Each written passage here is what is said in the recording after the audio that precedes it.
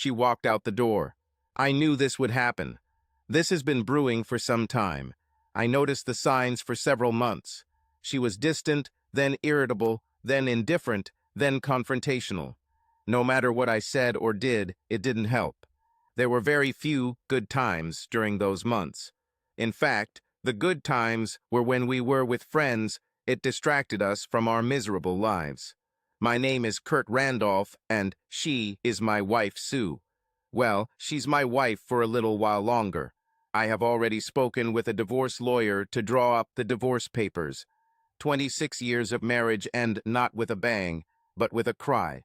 I will call my son and daughters to let them know this next weekend. I just don't know where we went wrong.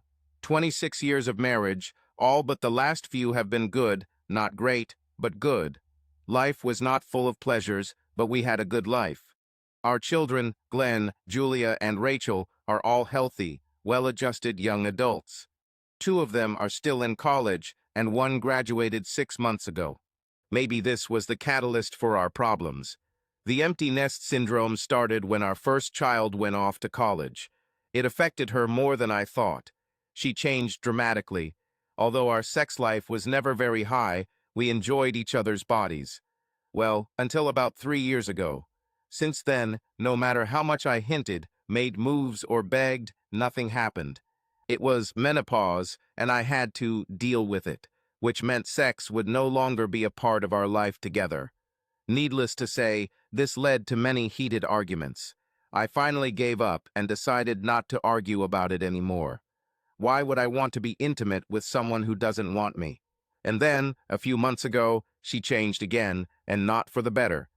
Now she's leaving, and honestly, it's hard for me to feel anything close to sadness. I know where she is going to her lover. She didn't care about having sex with me, but with a guy 10 years younger than her, she spends hours in bed. When I first noticed this last change, I knew something was going on. Of course I cared, just not as much as I should have. But I had to find out, so I started asking. I work 50-60 hours a week at 3M Corporation in Aberdeen, South Dakota. I'm a process engineer. It's a great job, except that sometimes I have to come in at odd hours. Sometimes I'm on duty, and if something goes wrong that the technicians can't fix, it's my job to get them back to work. Being on call has caused several problems in the past, not being able to get away for the weekend or missing the kids' Saturday soccer games or even an evening meal. However, the pay is good, and Aberdeen, despite being the 3rd largest city in South Dakota, is small enough that it still feels like a small town. I like it much better than living in a big city. We tried this for several years in St. Paul, Minnesota. There's nothing going on in this city that anyone doesn't know about. If you ask someone who knows someone, someone has seen or heard something. It wasn't until a week after I asked my best friend Paul that he came back to me with a sullen face. "You were right, Kurt," he said. "What did you hear?" "She meets a guy at least once a week. Carol, one of her colleagues, is my cousin. She said this has been going on for at least 3 months. He picks her up in the parking lot, and they come back an hour later," Paul said. "Sue works at Midstates Printing. She's a administrative assistant. I think the word secretary is now offensive. She has been working there for about 15 years. She returned to work shortly after our youngest child started kindergarten. I have to admit, for a 48-year-old woman, she still looks good and doesn't even look 40. I'm sure that's what attracted David Perkins. This scoundrel took my wife's affections for himself. He is a paper salesman for Heartland Paper, a paper mill in Sioux Falls. He visits the Midstates regularly. I checked it out after Paul initiated me. David Perkins, divorced, with 2 children, 7 and 10 years old. As far as I can tell, he cheated on his wife. She found out and filed for divorce. This was 4 years ago. I think cheaters don't mind making others cheat. I wonder if Sue is his only victim. I hope for her own good, yes, but I doubt it. Now it doesn't matter anymore. Sue left with the excuse of going alone for a weekend at the spa to give my mind a break from the tension between us. What a joke. I know it will be with him. Not just for a few hours like 2 weeks ago when she took the day off to be with him. Carol called Paul, who called me when she found out Sue had taken the day off. I took the day off too and followed her as she drove out of the parking lot. She went to the Holiday Inn and guessed who was waiting for her there. So I called a divorce lawyer and started the process. She was supposed to be served the papers during a spa weekend. I only have to call when the GPS tracker on her Yukon XL stops at my final destination. I know some will say I should have confronted her about it, but after 3 long years of no intimacy, you start to wonder if it's worth it. Love never dies, but you start to think that maybe you both would be better off with someone else, or even alone. For her sake, I hope so. I have always been the kind of person who can enjoy any situation.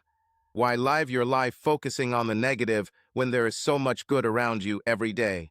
So here I sit, phone in hand, tracking her progress as she rides towards her destiny. I'm excited and a little anxious about going to Sioux Falls. I'm going to spend the next 2 nights with David, my friend and lover. He understands me. He listens without judgment or wanting to fix me or my problems. He doesn't demand anything from me, and because of this, I view what I give him as a gift. No pressure, no expectations, no whining or begging like my husband Kurt did.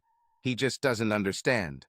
When a woman begins to go through the change, she doesn't need sex as much as she did when she was in her 20s. She needs someone who will listen and just love her for who she is. David has been that someone for me for the last 3 months. We started having lunch and talking together. I could talk to him about everything. He listens and makes me feel special, like I'm more than just a mom or an administrative assistant. 2 weeks ago, he asked if I could have a half day of fun. I knew he was asking about sexual relations. He had been hinting at it for the last month. He mentioned in passing how much he loved to pamper a woman and be attentive to her desires and needs. This guy, 10 years younger than me, showing attention and desire really got me thinking. I agreed to take Thursday afternoon. I had accumulated hours. He booked a room at the Holiday Inn. I was nervous, of course, but I decided that this person knew me and cared about me. I wanted to show him that I cared about him too and wanted to thank him in a special way. We lay there, exhausted, for about half an hour. I wanted to get home before Kurt, so I got up, took a quick shower, and got dressed. "Do you think we can go away for the weekend?" David asked me. "I can find a bed and breakfast on the river near Sioux Falls, and we could enjoy the views, nature, and each other again. The autumn leaves are just at their peak." That sounds great. I don't know really. What am I going to tell my husband? Tell him you're going to the spa for the weekend. You need some time to yourself. Is he such a terrible person that he won't allow you some time to relax? I don't know if he'll even notice. I said, thinking about how our relationship has deteriorated lately. Well, I'll organize it in 2 weeks from this Friday, okay? That sounds wonderful, David. I love spending time with you, I said. And you know that I love spending time with you, he said.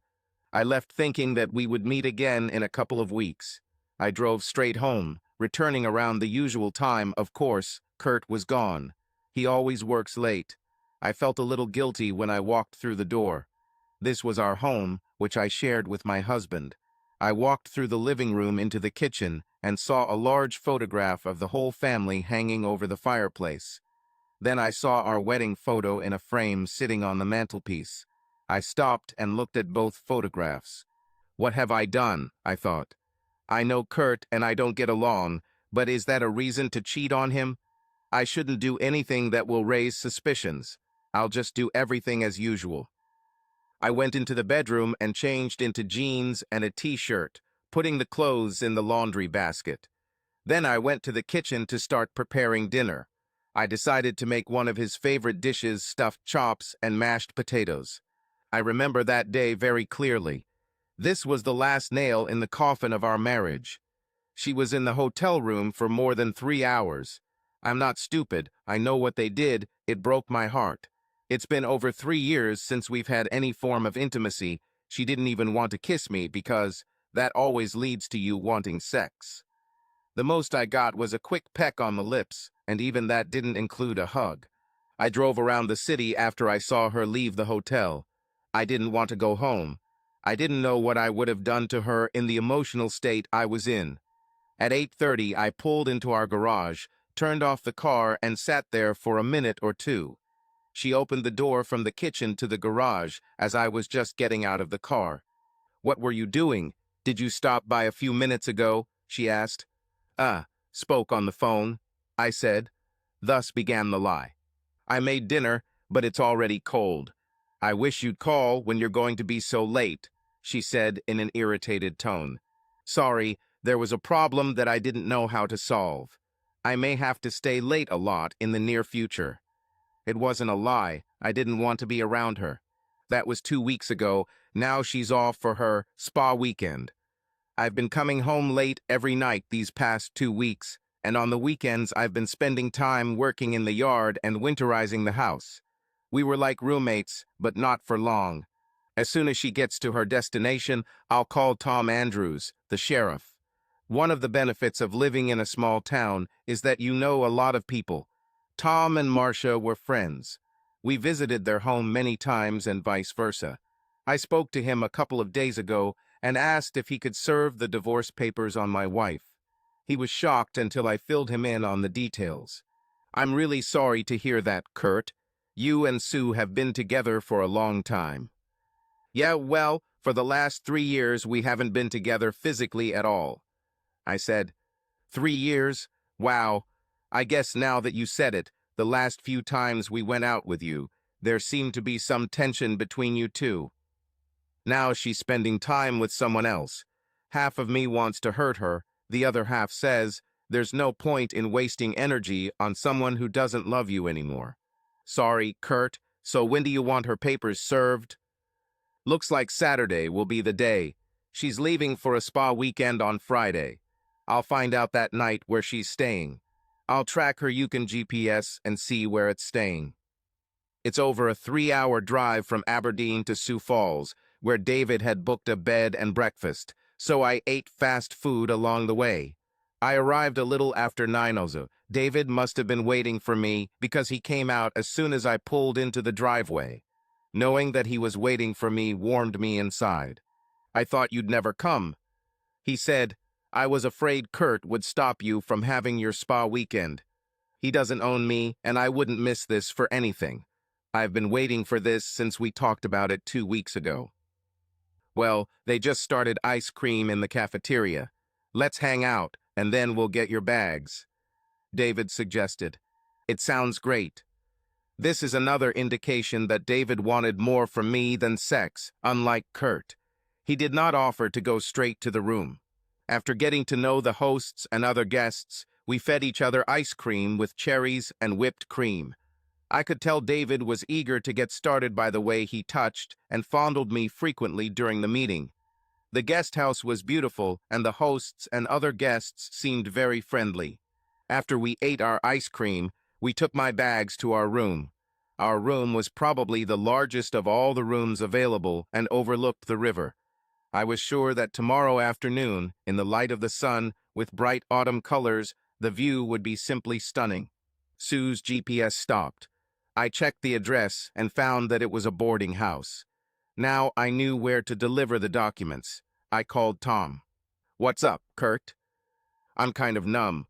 I think I'm unlikely to sleep much tonight, most likely less than she does," I said sadly. "Don't worry so much, Kurt. You do something about it. It's best to just forget about it as much as possible and let the process take its course." 26 years old, Tom, 26 years old. "Yeah, that's tough. Are you sure you want me to give her the papers?" "Tom, it's been a few years since I felt like we're a couple. It just underscores the whole situation." "Again, I'm sorry, Kurt." "Thank you." I gave Tom the address of the boarding house. He said he would serve the divorce papers late tomorrow morning after he drove there. When my lawyer drafted the documents, I insisted that it be on the basis of treason. He told me that without evidence, we would probably have to change the basis to irreconcilable differences. At least that's what the court records will say, that I tried to file for divorce on the grounds of infidelity, I said. I'll wait until tomorrow to call the kids. I don't want either of them to call their mother and warn her. These calls will be the most difficult. As I looked out the window, David came up behind me and put his arm around my waist. I felt that he was excited to be with me. I turned my head to look at him, and he kissed me passionately. I answered him with the same passion, turning around. My hands slid over his body. He was shirtless, and I could feel his bare flesh. However, he was completely naked. While I looked into the night, he undressed. I broke the kiss. "Let me change," I said. "Don't change your clothes. I like you the way you are, beautiful and sexy." "Oh, but I'm sure you'll like it better if I don't have these clothes on," I whispered. His eyes widened, and he kissed me even more passionately. That night was restless. I may have only slept for 2 hours. I kept thinking about Sue and that man, what went wrong in our marriage. When we were younger, we didn't want to go to work so we could be together. Reality told us that work was necessary, but our thoughts, at least mine, were always about returning home and being near her. When we had kids, our priorities changed, of course, but we were still a team, just a little bigger. Now she has found someone else to be his team partner. Our life together is over. Sometime later this morning, she will be served with papers, and we will have two teams just on opposite sides of the courtroom. Me with my lawyer, she with her lawyer, fighting for what we can get from the remains of our life together. I sat staring into space, lying on my bed. Didn't even bother to take off my clothes last night. I should probably get up, take a shower, and change into something that doesn't look like it's been slept in. I woke up, naked, with David hugging me from behind. I felt so relaxed, as if I had been sleeping for ages. I looked at my watch. It was 7:45, and we had to get up. Breakfast, buffet, from 7:30 to 9. "David, we need to get up. We need to get cleaned up and go downstairs," I told him. "Let's skip breakfast and continue what we started last night," he said. "I need to pick up some juice if we're going to do this again," I said seductively. "Then let's do this quickly," he said, lying in bed. "I'll go shower first," I said. "That way I'll have time to dress in something decent." "We could take a shower together, save water," he said with a look in his eyes. "No, we need to focus on our task, and that is to get ready to join the others in the cafeteria," I said. "Okay, but then come right back," he said. "Let's see, I'd like to take a walk to the river, and after lunch I want to go and look at the fall colors." "It sounds like a nice, relaxing activity to complement our more exciting activities," he said. I went to the shower, lathered myself up, and washed away the traces of the previous night's activities. When I got out of the shower, I put on my robe and went into the bedroom. He fell asleep again. "Come on, David. Take a shower so we can get to breakfast while they're still serving it," I said. He opened his eyes, stretched, then jumped up and went to the bathroom. I started dressing in nice trousers and a blouse with a little cleavage. I pulled my hair back into a soft ponytail. Kurt likes it when I wear my hair like this. "Oh, Kurt," I said to myself, "what happened to us? I haven't felt close to you for many years. We used to be together against the world." I immersed myself in memories of our lives and wonderful events, weddings, the birth of 3 children, vacations, graduations, and our son's upcoming wedding to the young woman he has been dating since his 3rd year of college. The bathroom door opened, and I quickly wiped my eyes and touched up my makeup as David started to get dressed. I couldn't look at him. I didn't want him to see the tears in my eyes. "Are you ready to go to breakfast?" he asked. "Yes, I'm ready," I answered quietly. We went down to the dining room and said hello to our hosts and the other couples. We took wonderful food from the buffet. Everything looked so delicious that it was difficult to resist overeating, but my figure told me that I need to watch what I eat. We sat and ate in silence. David tried to make light conversation, but my comments were reserved. I looked around the room, and there was an elderly couple celebrating their 50th anniversary. There was also a young couple who appeared to be celebrating their 1st anniversary. The other couples were of different ages. I noticed that David and I were the only ones without wedding rings. I took off my ring on the way here last night. I quickly finished my food and turned to David. "Can we go for a walk along the river? I would love to enjoy the views and the fall colors." Sure, and then after lunch we'll drive around the area and have lunch somewhere along the way, he said. As we walked along the river bank, David took my hand and gently stroked it with his thumb. "It's so beautiful here," I said out loud, not necessarily to him, but just to nature. "Yes, beautiful," he said, "but not as beautiful as you." I smiled. He complimented me and my appearance so often. He has been doing this since he took over the Aberdeen area for his company about 6 months ago. He made this 48-year-old woman feel young and attractive again. "Let's go back to the room. I want to express my gratitude for this wonderful weekend," I told him. He looked at me with a huge smile on his face. When I came out of the bathroom, he was already waiting for me on the bed. At that moment, I heard a knock on the door. I put on my robe and opened the door a little to look outside. A man in a sheriff's uniform stood on the threshold. I opened the door a little wider and asked, "How can I help?" "Sue Randolph." The voice seemed familiar to me. It was Tom Andrews. He and his wife Marcia are our good friends. I just rarely see him in uniform and a cap. "Volume," I said, my mind flashing. "Why is Tom here?" "I'm here on official business," he said. My heart sank. My mind flashed through all the television shows where a police officer informs next of kin about a death in the family. He kept talking when I blurted out, "Is Kurt okay?" "No, Sue." He kept talking, but all I could think about was that Kurt was dead. Then I heard him say something about being broken and he can't talk to you. "So he's alive," I said, and my heart started beating again. "Yes, but he is in very bad condition." My hands covered my mouth. I tried not to choke. The door slowly opened, and he saw David lying naked on the bed. I blushed with embarrassment and horror. He then handed me something and said, "You have been served with documents," and picked up his phone and took a photo. I was confused. "What?" I said as he turned and walked away. "What?" I didn't understand what was happening. "What?" I said again, completely confused.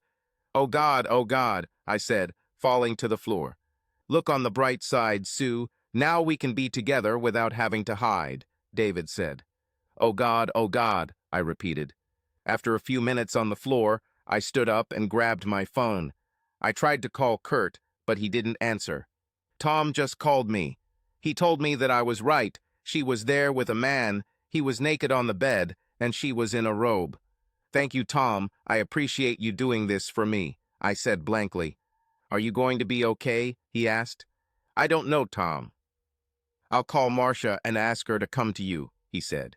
"I don't need her to do that. In fact, I just need to be alone," I said. "Thanks. I'll talk to you later." I hung up and turned off the phone. I didn't want to talk to anyone. I just wanted to think about my marriage and my future. "I need to contact someone, find out what hospital they are in," I told myself. "He's not in the hospital, Sue," David said, puzzled. "You heard him say he was broken and couldn't talk," I stated. "That's not what he said, Sue. He said his heart was broken and he couldn't talk to you. I'm sure he can physically talk. He just doesn't want to." "What? Is that what he said?" "Yes, Sue. Soon you will be a free woman." I started thinking about my marriage and my future. It looked gloomy. I ran around the room, getting dressed. "What are you doing?" asked David. "I have to leave. I have to talk to him." "You said that you are more like neighbors than husband and wife? Who cares?" he asked. "I have to talk to him," I said sternly. "What about the number? I have it booked for the weekend," he countered. "Enjoy yourself," I said, grabbing my bag and heading out the door. "Sue, he doesn't want to talk to you," he said. "Well then, I'll talk, and I hope he'll listen," I said, closing the door. My mind was racing as I walked to my Yukon, the SUV Kurt had bought for me. "What am I going to say?" I asked myself as I got into the Yukon and pulled out of the parking lot. My phone rang and I looked at the caller ID, hoping it was Kurt. It was David. "Really? You left?" "Yes, I left." "What about our weekend? How about giving each other something you haven't known for years?" "You'll probably be on your own. Give it to yourself," I said and hung up. Men, I thought. All they want is sex. Half an hour and 5 calls to Kurt's voicemail passed when my phone rang again. Kurt, I'm on my way home right now. Can we talk about this? Bitch, I heard. Then the connection was interrupted. I looked at the phone. It wasn't Kurt, it was David. At this point, I didn't care if he thought I was a bitch. Another half hour and 5 calls had passed when I saw lights behind me. Oh shit, I said, looking at the speedometer and seeing that I was going 97 miles per hour. I wonder what the fine will be for going 17 mph over the speed limit. When I stopped, the policeman was in no hurry to approach the door of my car. He was probably checking my numbers. I'm usually a good driver. I haven't had a ticket in over 15 years. Maybe he'll let me off with a warning. When he came to the driver's door, I rolled down the window. I already had my driver's license and registration ready. Why are you in such a hurry? He asked me. I need to go home to my husband. There was a misunderstanding, and he is not answering my calls. He looked at me suspiciously. Why doesn't he answer your calls? He asked, looking at my documents. He's mad at me, I said. As he stood there, I saw him look into my car at the manila envelope on the passenger seat. He pointed to the envelope. Looks like this is a little more serious than just a misunderstanding. I started crying. Where are you coming from? From Sioux Falls, I said, sobbing. It's a long way from Aberdeen. What were you doing in Sioux Falls? His tone made it clear that he had an idea why I was there. I was stupid, I said quietly. He returned my papers along with a ticket for going 17 mph over the speed limit. Stay below the speed limit, he said. He walked back to his patrol car. Damn men, I said, starting the Yukon back on the road and slowly accelerating to 79 mph and setting the cruise control. I looked in the rear mirror as he followed me for about 5 miles. My blood pressure increased with every mile. Over the next hour, I tried calling Kurt a dozen times. Damn it, Kurt, turn on your phone, I screamed in despair. It's been about an hour and a half since I received a call from Tom. I sat in my chair and decided it was time to call the kids. How do I break the news to them? I said out loud. When I turned on the phone, I saw that I had several voicemails from Sue. I didn't want to hear anything she had to say. I dialed Glenn, my oldest son, first. Hi, Dad, he answered the call. Hey, Glenn, how's the new job going? Great, Dad. I can't believe I get paid to design buildings. I like it. Well, I hope you continue to love your job until you retire. So, why are you calling, Dad? He asked. Well, son, I have news. Are you okay, Dad? Physically, yes. Emotionally, no. What do you mean? Glenn, there is no easy way to say this. I'm divorcing your mother. Deathly silence on the other end of the line. After about a minute, he said quietly, What did she do? I could hear from his tone that he already guessed. She decided that doing things with someone else was more important than doing things with me. Is it true? What the hell? How long has this been going on? He asked. I'm not sure, but I think a few months, I said. Damn it, Dad. I'm sorry to hear that. Yes, I'm sorry to say. So what are you going to do? He asked. I filed for divorce. She was given the documents this morning. Don't you think that you can get this settled? He asked. Glenn, if Jenny cheated on you, what would you do? I asked. He thought for less than a minute, then said, I would throw it away. I would kick her to hell. Jenny is Glenn's constant girlfriend. In fact, Glenn confided in me that he was going to propose to her on New Year's Eve. He already has a ring on order. I'm so happy for them. Please don't call your sisters. I want to tell them myself. I'll try to contact them this evening. I won't, Dad. I'll call you this evening to discuss this further. Thank you, Glenn. Thank you for your understanding. We can handle it, Dad. Don't hate your mom for this. This is between me and her. She's still your mom and will need your support through this. I don't know how much support I can give her, Dad. He stated. I understand, but you have to try, I said. Okay, Dad. She's still my mom. I love her, although I don't like what she did. I get it, Glenn. I still love her too. I just don't really love her anymore. Sorry, Dad. You didn't deserve this. Take care of yourself, son.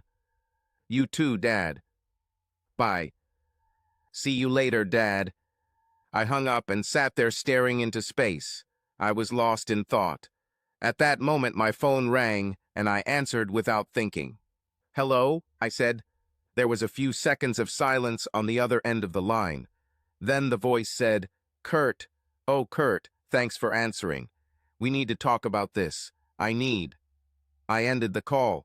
It was Sue, and I didn't want to talk to her. I turned off the phone again and sat staring at it. I'll still have to talk to her, but not now. I reached Kurt, but he hung up before I could say what I wanted to say. To be honest, I was surprised that he answered. I heard the voicemail so often that I didn't expect to receive it in person. Now that he responded, it really hit me. What will I tell him? How can I explain what I did? Sure, I could say I was sorry, but what else? I decided that I needed to think about it and collect my thoughts so that I would know what to say when we finally spoke. I was driving, deep in thought, when I heard a ding and thought, what was that? I looked around the Yukon and then looked at the dashboard, and it showed a low fuel warning. I had never heard this sound or seen this warning before. Kurt always refueled my car. I never refueled myself. I didn't know how long I could drive before running out of gas, so I immediately started looking for a gas station. I found one, not a well-known one, but there was a gas station there, and that was important. I walked out, grabbed my purse, and pulled out my debit card. She inserted the card, entered the PIN code, and took out the gun. She turned and looked at the gas tank cap. Damn, I said. She was on the other side of the car. I returned the gun to its place, got back into the car, and turned around. I had to insert the debit card again and pull out the gun. Now I couldn't open the gas tank cap. I tried to pull it, but there was no gap for my finger to open. I didn't remember there being a button on the dashboard to open it. I looked around. There was no one around who I could ask for help. I returned the gun to its place and went inside. There was a guy standing behind the counter watching TV. I heard the audience react loudly. When I looked, I saw that it was a rerun of the Jerry Springer show. Sorry, I said. He asked, Can I help? Barely looking up from the screen. I don't know how to open the gas cap. He looked at my car and asked, How long have you been driving it? A few years, but my husband always runs it. Simply press the right edge of the lid and it will open. Suddenly, the crowd on the TV started making noise and sounding angry. The guy behind the counter looked at the screen and quietly said, What a bitch. What? I asked. Sorry, not you. The woman is on the show, he said, pointing to the TV. I looked and saw the inscription at the bottom of the screen. It said, I stopped sleeping with my husband, but not with my lover. I stood there staring. Then the guy behind the counter said, I can't believe what a bitch she is. How could she do this to him?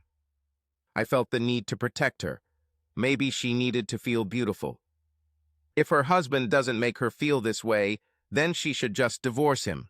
I know if I were in his place, I would give it up like a bad habit. I would throw her out on the street. I couldn't say anything. That's exactly what Kurt does to me. I blushed, turned, and walked out, absent-mindedly heading towards my Yukon. I opened the gas cap, removed the cap, and took the gun again and inserted it into the hole. She turned around and inserted her debit card again. She was not authorized. I went back inside and asked why. Let's try here, he said. He tried it and said, It doesn't work. Do you have another card? Oh no, I thought. Did Kurt cancel my card? I pulled out my MasterCard and handed it over. Luckily, this one worked. All is ready. I thought maybe your cards were canceled, he said, looking at me with an expression that soon they too would be canceled. I fueled up and drove on, my mind reeling from the possible consequences of my actions. I tried to call Kurt again, but it went to voicemail again. I didn't expect to hear Sue on the other end of the line. I thought it was Glenn calling back with something he wanted to tell me. What will I tell her when we do talk? I wondered where she was calling from and checked her GPS location. She was just over halfway back to Aberdeen. I don't want to talk to her. I need to go somewhere else. I don't want to be here when she gets back. I went upstairs and packed a couple of bags. When I went downstairs to the living room, I saw a photo above the fireplace, a family photo of us, taken when the children were still little. These were happier times, finances were tight, but we were happy raising 3 children. There was our wedding photo on the mantelpiece. I just looked at her. She destroyed our family. I walked over to the fireplace, took the photograph and hit it with my fist. The glass in the frame broke and some blood appeared on one of my knuckles. I took off my wedding ring, placed it on the fireplace, and placed the photograph face down on it. I looked around and went out to the car, leaving the door unlocked. I left and decided to spend the night at a hotel. After registering, I called Julia, my second daughter. Hi, Jules, my nickname for her. Hey, Dad, what's wrong? Do you have time to talk? I asked. Of course, Dad, it sounds serious. That's right, darling. Speak, I'm listening. Jules, your mother and I are having problems. Dad, you and Mom have been having problems for 2 years now, since I left for college. What happened now? Well, you know we both love you, all of you. It just so happens that recently it all came to a head. There's no easy way to say it. We're getting a divorce. Dad, I'm sorry to hear that, but honestly, it doesn't surprise me. Before I left for college, you often quarreled. It seemed like you were never relaxed around each other. I don't know what the problems were, but I'll tell you this. You two were not the parents I grew up with. That's my Jules. She's always been insightful. She could tell almost immediately when Glenn or Rachel were worried or upset about something, even before Sue or I noticed anything. It had nothing to do with you children. It was between me and your mom. Have you tried counseling? This might help. I think it's pointless now, honey, I said. I'd like you to try it, Dad. I don't want to see either of you alone. I'll think about it, I said, not very convincingly. Really, Dad, think about it. Talk to someone before you decide to give up. I'll think about it, I said more confidently. I already talked to Glenn and told him. I'll call Rachel later. Don't worry, Jules. I'll keep you posted. Thank you, Dad, she said with a stutter in her voice. I realized that she was about to cry. I'll let you go. I love you, remember that. We both love you. Now I was on the verge of tears. I love you too, Dad. I hung up and turned off the phone. I couldn't talk. I was all excited and started to cry. Why is she doing this to us? I said out loud. I sat on the bed in the hotel room and cried for about 10 minutes. I cried about 26 years that are going nowhere. I drove up to the house and noticed that Kurt's car was not there. In fact, I probably knew she wouldn't be there. I went out and walked to the front door. I didn't need a key. When I grabbed the handle, the door opened. This was unusual. Kurt must still be here. Maybe his car is in the garage. I walked in and carefully called his name. There was no answer. He must be here. He never leaves the door unlocked. I walked through the house, and it seemed too empty. I looked back and didn't notice anything had changed.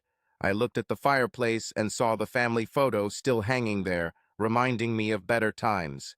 Then I noticed our wedding photo. She was lying face down on the fireplace. I walked over and picked her up. The glass was broken. The shards lay on the fireplace. Among the glass was Kurt's wedding ring. Oh God, what have I done? After I cried, I turned on the phone to call Rachel, my youngest daughter. Hey, Dad, I tried to call you, but it went to voicemail. I couldn't leave a message. It's full. Hey, Rachel, why did you call? Dad, Julia called me. Oh, sorry, I forgot to ask her not to call you. I wanted you to hear it from me first. So, what did she tell you? You are getting a divorce. This is true. Yes, I submitted the documents, I said. Well, I can't say it surprises me. What? I said. Dad, you and Mom have been fighting for the last couple of years, and about a year and a half ago, you just stopped. You barely spoke. All you talked about were bills that needed to be paid, housework, and if you were going over to your friends for the weekend. It took me a few seconds to realize this. My youngest daughter realized a long time ago that we no longer acted like a married couple. It was no surprise to her that we were getting a divorce. She didn't even ask why or why now. Wow, I didn't even realize that, I told her. Dad, we all know that you both love us. I just don't know if you love each other.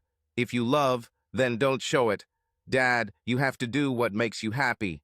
I don't want you to live in a loveless marriage just because you have to, or because of us. We are all adults now. Rachel, you always told it like it is. Thank you. You made this decision so much easier. I love you.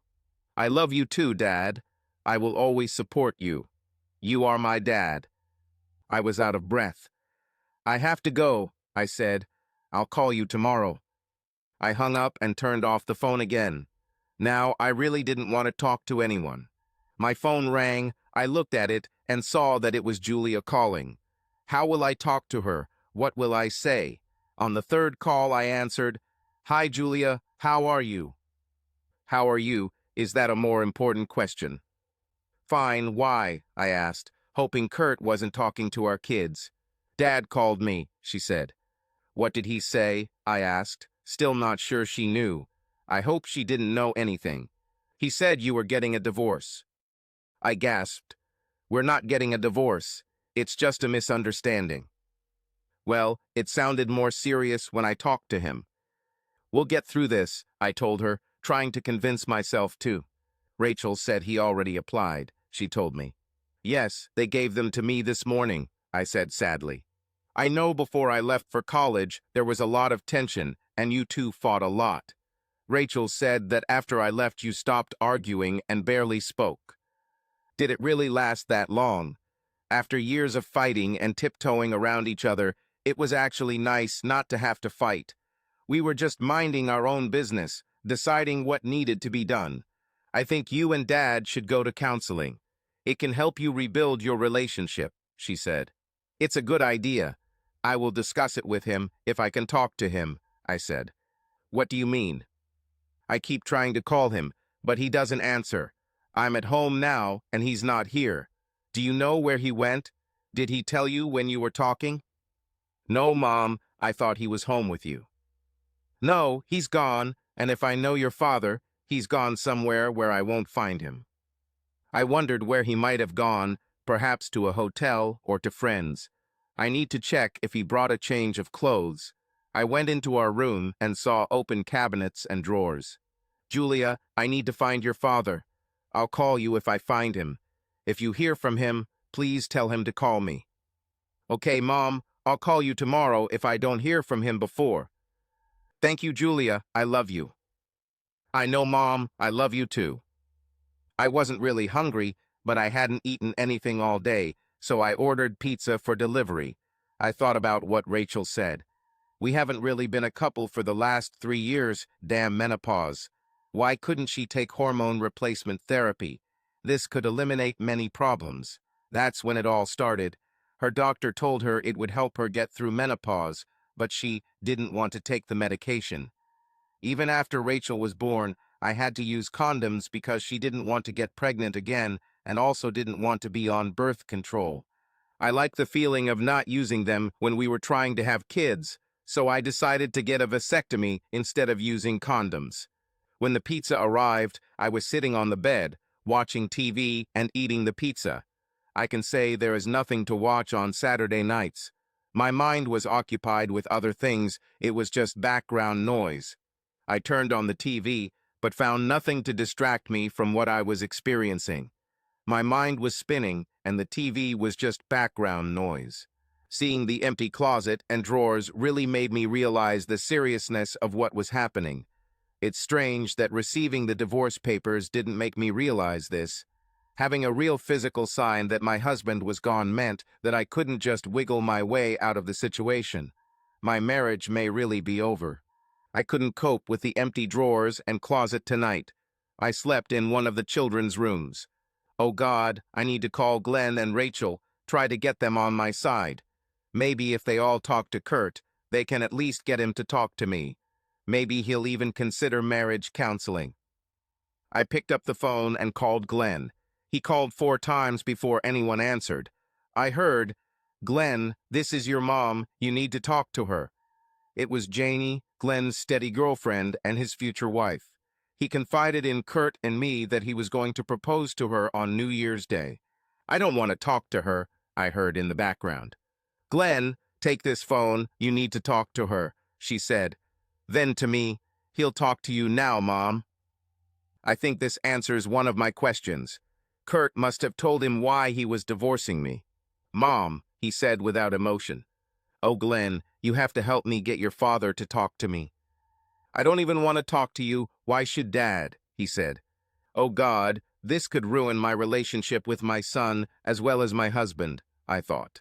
"Glenn, I don't know what your father told you, but I know we can work this out if he'll just talk to me." "I don't think so, Mom. Anyway, I don't know where he is, and if you can't reach him, I'm sure he turned off his phone." "Well, if you hear from him, please ask him to call me." "Okay, Mom, but I'm not going to beg him." "Thank you, Glenn. I love you." He hung up without even saying goodbye. Next, I called Rachel. "Hello, dear. How are you?" I asked when she answered, trying to keep the conversation light. "I'm fine, Mom. How are you?" She also tried to keep the conversation light. I wondered why. "Did you hear from your father?" I asked. "Yes, he called me earlier today. Honestly, Mom, I expected to get this call a year ago, shortly after I left for college." "Why do you say that?" "Mom, you and Dad barely spoke for the last year when I was home. I've never seen you touch each other, let alone kiss. I think you both need to find someone you can be happy with." Rachel, my youngest daughter, has always been pragmatic. I kind of feel bad for the guy she ends up with.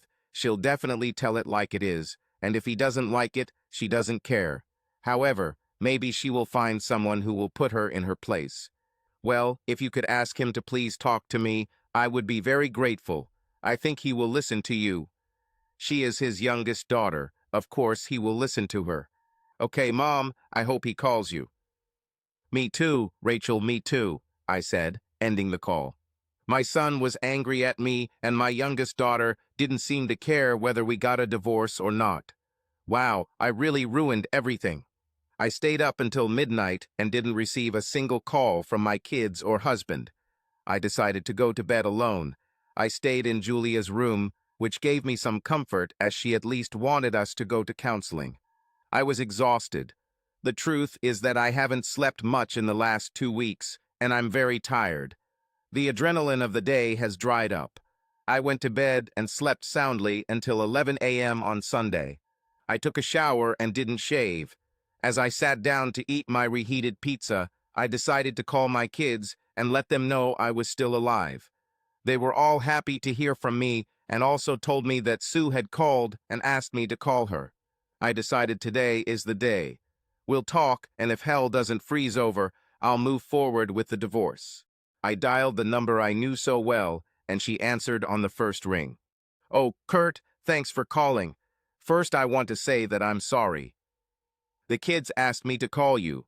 "What do you want?" I said emotionlessly. "I want to talk. Can we do this?" "We're talking now, so speak up." "No, I mean face to face. Will you come home so we can sit down and talk about this together?" I thought for a second, then said, "Sure, I need to pick up a few things I left behind." This should let her know where I stand on this issue. "Can you come at 2:00?" she asked, ignoring my last comment. "Surely your lover will be gone by then." This should push the knife in a little deeper. "Oh, Kurt, I'm sorry, there's no one else." "See you at 2:00." Then I hung up. I wondered if there was anyone there now or before. Maybe I'll do a little reconnaissance and see for myself. I got into the car and drove past the house. There were no cars in the driveway, but he may have parked in the garage. I parked down the street and watched for about half an hour. No one came or went. Well, it looks like she wasn't lying about that. I should probably shave before I go back, I told myself. I went back to the hotel, shaved, put on a nice business casual suit, and even put on some cologne. Let her see what she's lost. I parked on the street, setting the tone from the start. I don't even want to park in my driveway. Here's what it means. Why is he parking on the street when the driveway is clear? He could even park in the garage, I thought. When he approached the entrance, I noticed that he was dressed quite decently for a day off. Usually on such days, he wore a t-shirt and jeans. I need to meet him at the door and thank him for coming. The door opens and Sue stands there with a worried, questioning smile on her face. She looks quite beautiful, smartly dressed. Is this for me, or does she have a date today? I thought. When I opened the door, I smiled at Kurt, but I knew it probably looked forced. I was happy to see him, but worried about what would happen. Why are you parking on the street? Oh, and thanks for coming, I said nervously. You're welcome, and I wasn't sure if someone wasn't parked in the garage and wouldn't need to pull out, I said, and saw an angry look cross her face. Great, my shot hit the target. This will not be a pleasant meeting. Kurt made me angry with that comment, but I wasn't going to respond. I wanted this meeting to be pleasant so that we could discuss our future together. If I have to put up with a little childish behavior from my husband, then so be it. Come in, I prepared dinner and everything is ready. Sit down at the table. I came to talk, not to eat. We can't do both. We can have a nice lunch while we discuss our problems. No, I'm not hungry. I have things to do as soon as we finish here, I said. Okay, I lied.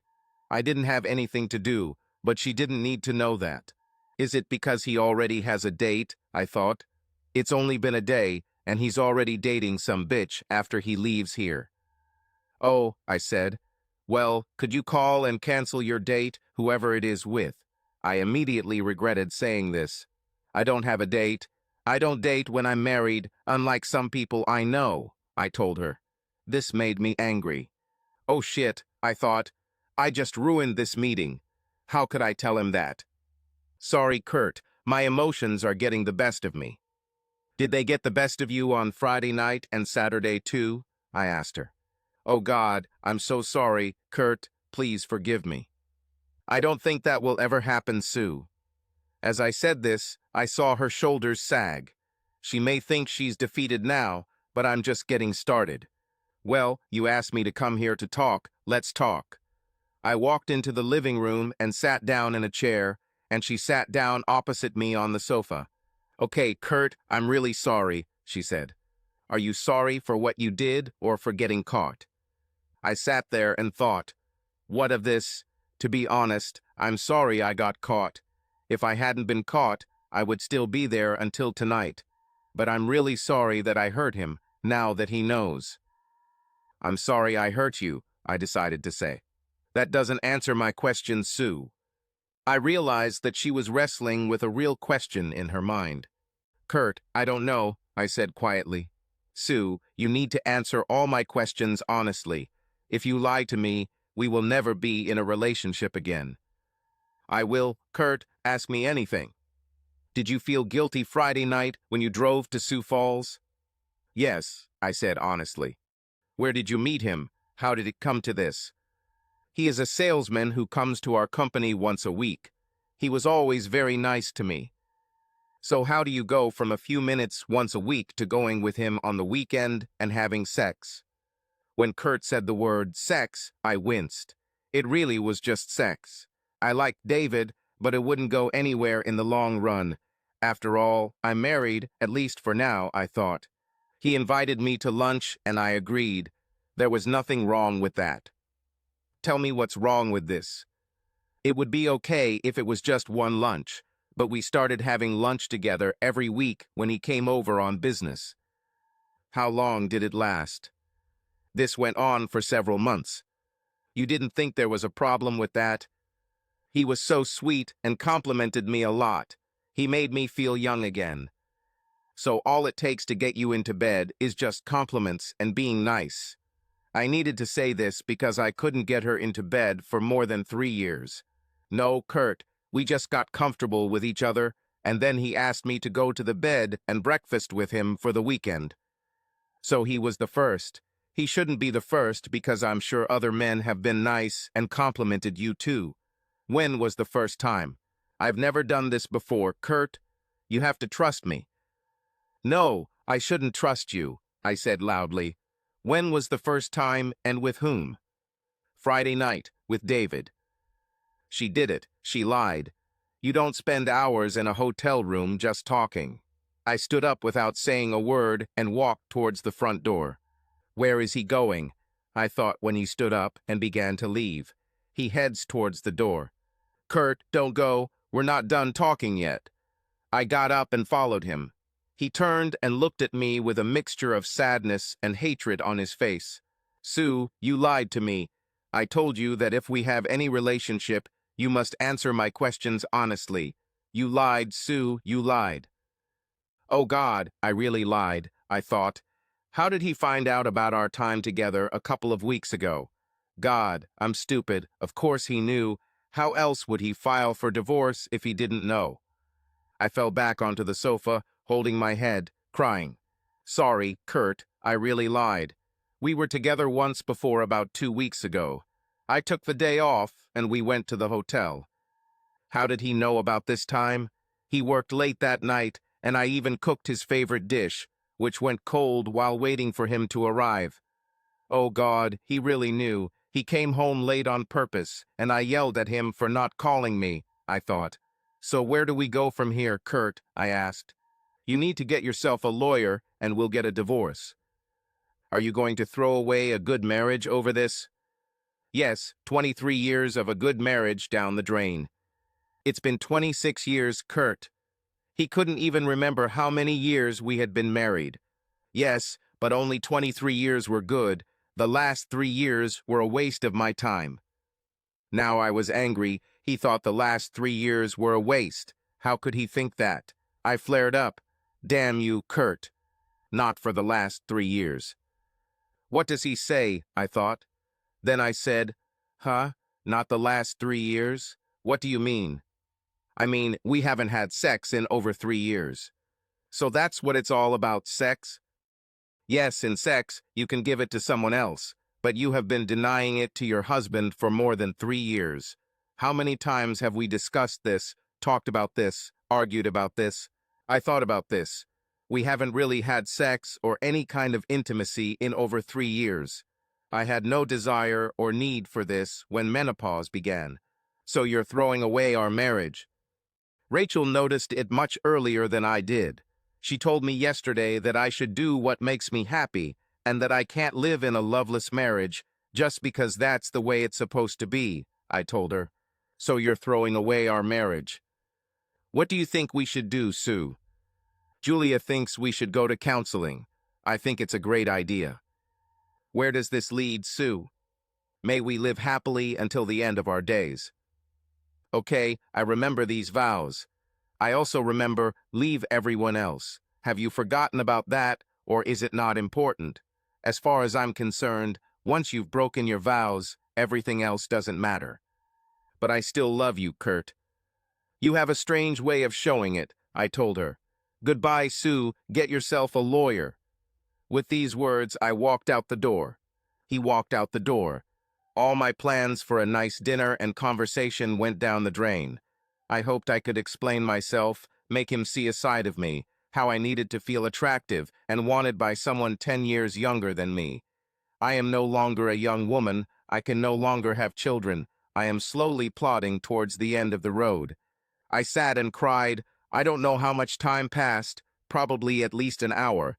When my phone rang, it brought me out of my fog. I looked at the phone. It was Julia.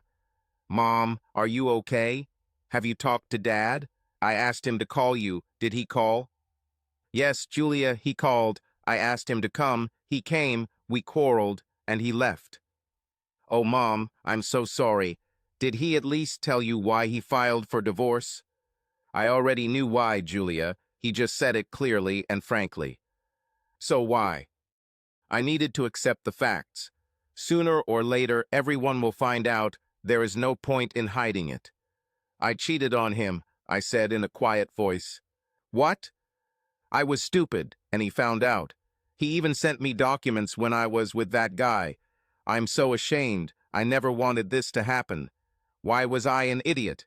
Soon I will be an almost 50-year-old divorced idiot.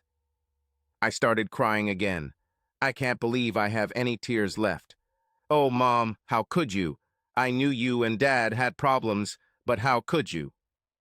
I'm sorry, Julia. I know we fought a lot, but I still love him. Now he's gone. Maybe he just needs time. Maybe you can work things out with counseling. I'd like to think so, but I don't really hope so. Your dad is a proud, stubborn man. He will never forgive me. So, because of his male ego and pride, he is ready to throw away your marriage.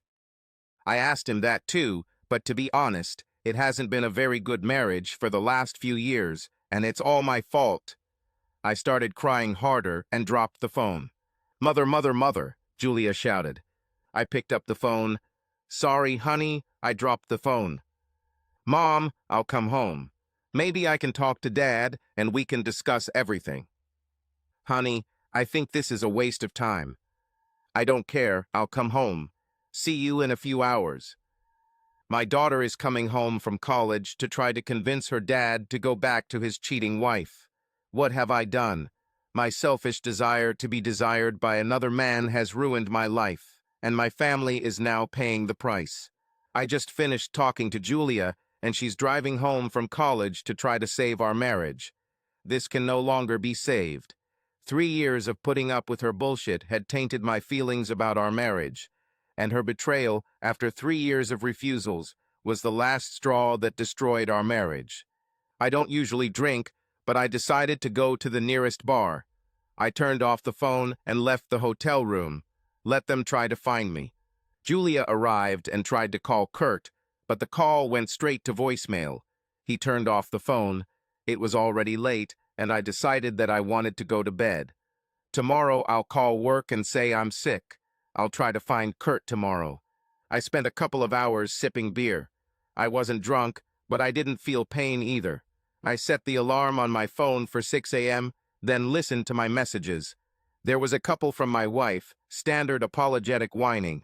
Then there were 2 messages from Julia asking if we could meet tomorrow after work. I wasn't going to go to work. I had things to do. I needed to meet with a lawyer and resolve several issues with the bank. Now I was going to go to bed and hope I didn't have a hangover in the morning. I hardly slept. Still, I fell asleep. I was exhausted from the events of the weekend. I woke up to the smell of bacon. Kurt always made breakfast on the weekends. Was it a dream or more like a nightmare? Was it Saturday morning and I was still happily married? Then Julia screamed from downstairs and I knew the nightmare was real. I got up and called work, saying I was sick. I couldn't go to work today. I needed to plan with Julia how to get Kurt back. I also had to convince my other children to be on my side, and Janie too. Kurt loved her and thought she would be good for Glenn. Breakfast was good. I ate almost nothing yesterday. The food I made for Kurt was left in the refrigerator as leftovers. I think Julia and I will split them. I called Rachel and Glenn and left messages asking them to call me back. Rachel was probably in class and Glenn was at work. I called Janie. She worked in retail, so she had Mondays off. Hey, Janie, this is Glenn's mom. Do you have time to talk? Of course, Mom. She's been calling me that for a year now. I was pleased to know that she trusted me and felt comfortable enough to treat me that way. How is Glenn? He's angry. He doesn't even want to talk about it. Janie, could you ask him to call me? I need to talk to him about his father. What happened, Mom? I did something to upset his father, and now he wants a divorce. Oh no, I cannot believe this. You have been married for over 25 years. I can't believe you can't work this out, no matter what it was. Love conquers all. I think so too, if Kurt had given us a chance. So I'm calling. Could you call Kurt and just talk to him? Tell him how sorry you would be if we got divorced. Of course, Mom, anything for you. One day I want to give you grandchildren, and I would like you two to be together. Thanks, Janie. I'd like that too. I woke up and called work, saying that I would not be coming. Then I took a shower and got dressed. I felt pretty good.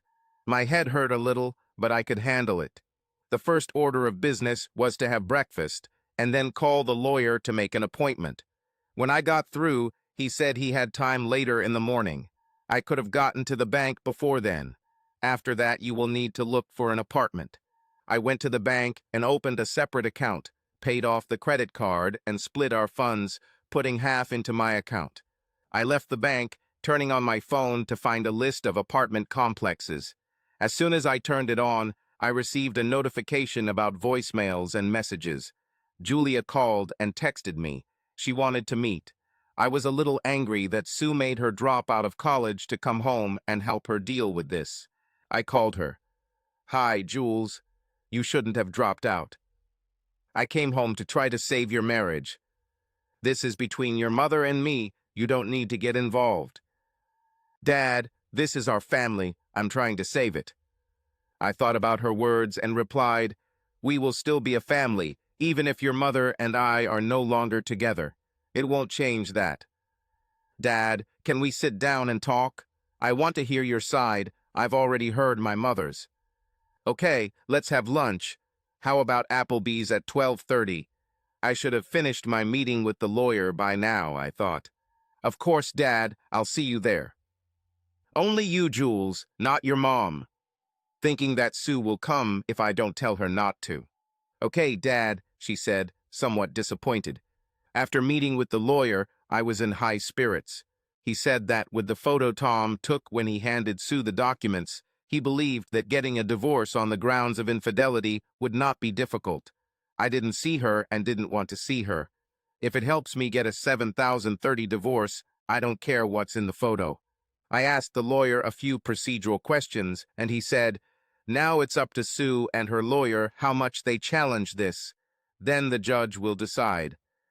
At 12:30, I met Julia for lunch. We sat down and ordered food. Then she asked me, "Dad, do you love her?" I sat and thought for a minute. I thought about it all weekend. I don't think I do. I still have feelings, but I've been thinking about it for a long time, and I keep coming to the conclusion. No, so much happened between us that divided us. Of course, I still care about her as the woman I shared years and children with, but I think the love is gone. I saw her face change from an expression of hope to despair. "Jules, I still love you and your brother and sister. That will never change. I just don't see how we can overcome this." She sat in silence. "Jules, you are all adults and have left to study. Soon you will get married and start your family. We'll still be your parents. We'll just live under different roofs. I thought you'd last forever. Jules, you've been in several relationships. What do you think makes a good relationship and a successful marriage?" She took a deep breath, thought for a minute, and said, "Well, first of all, love. I just told you that I don't think I love her anymore. What else? Respect.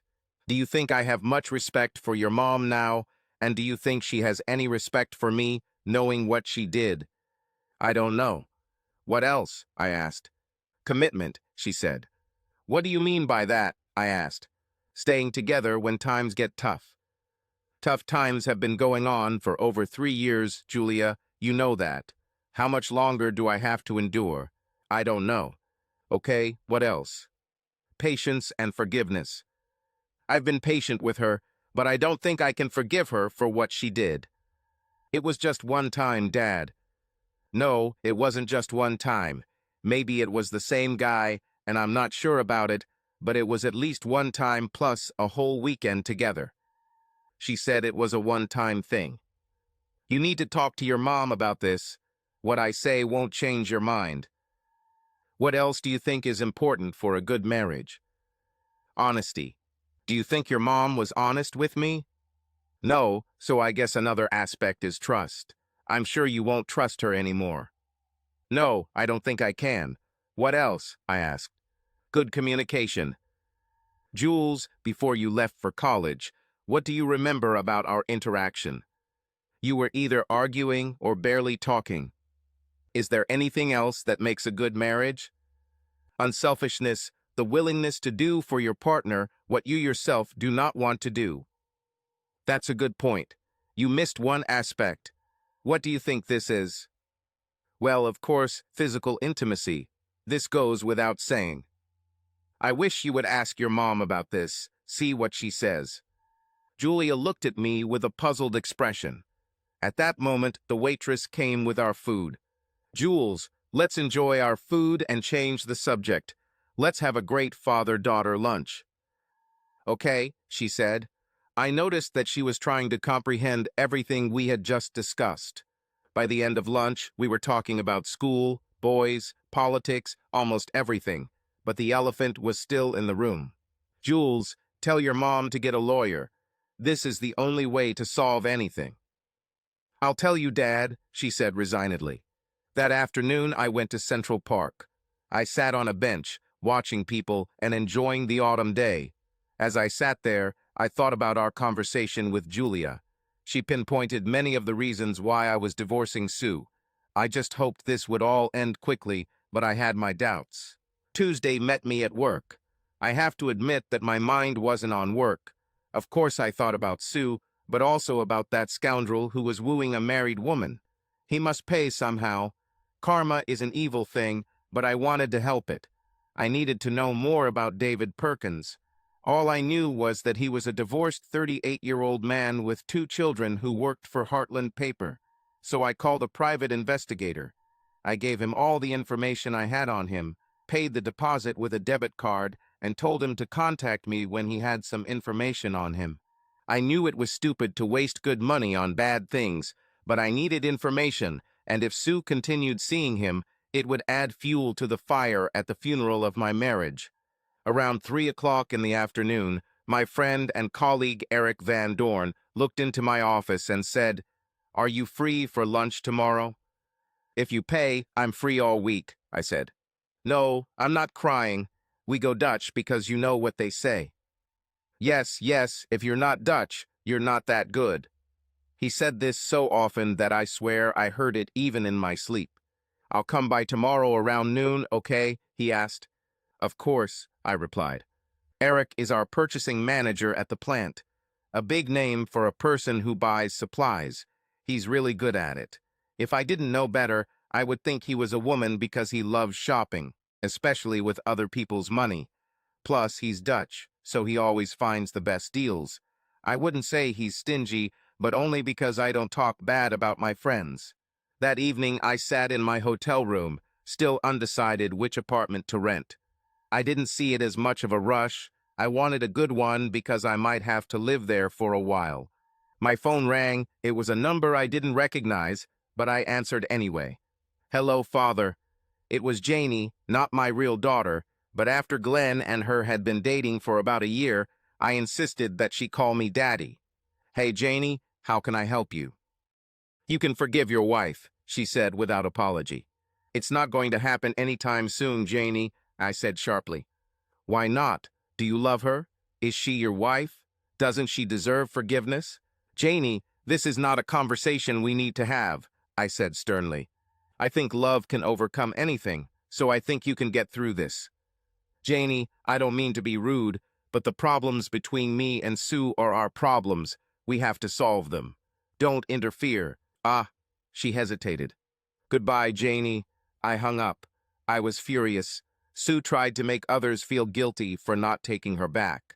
She should feel guilty, not me. Now I was excited and couldn't sleep. I decided to go to the gym and run on the treadmill. Running allows me to release pent-up energy while my mind is busy with thoughts. I reflected on my life, all the good times. I will always remember these moments, with or without marriage. What will happen in the future if I can forgive her?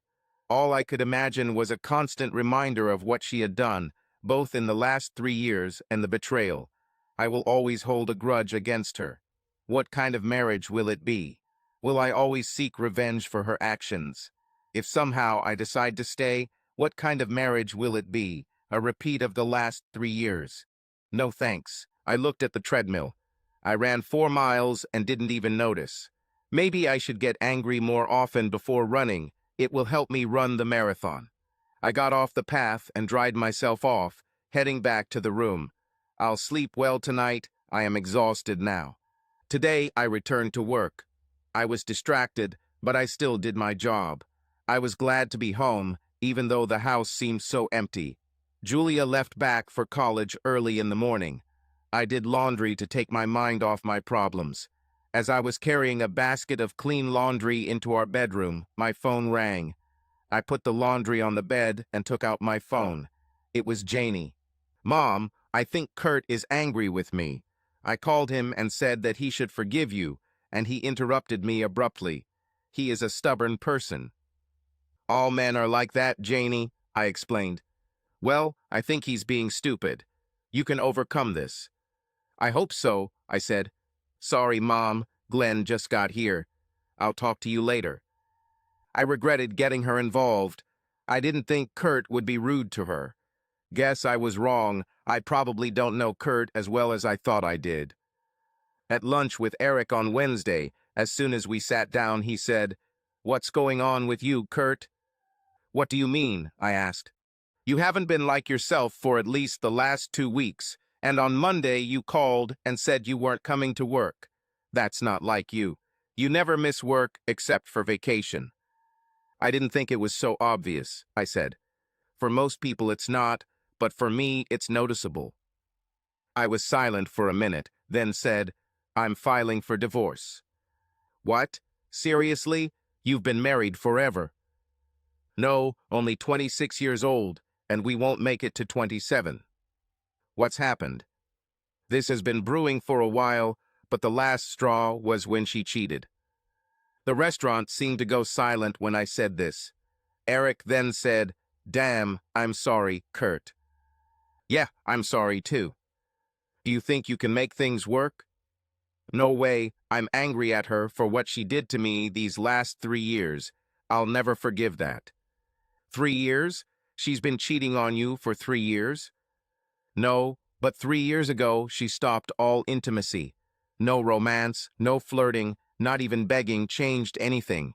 She told me to deal with it. Well, I'm dealing with it now." "Wow, what a bitch." "Yeah, life is a bitch, but I'm going to change that," I said. "So who is this guy?"